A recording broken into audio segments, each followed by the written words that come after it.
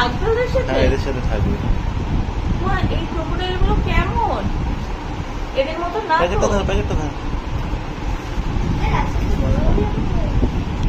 রাখি?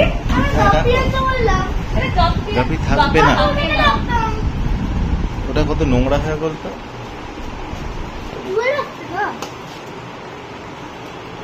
কত সুন্দর সুন্দর মাছ ছিল। হ্যাঁ ওগুলো আলাদা আলাদা থাকে, এটাই তো প্রবলেম। আলাদা আলাদা থাকে in the sense?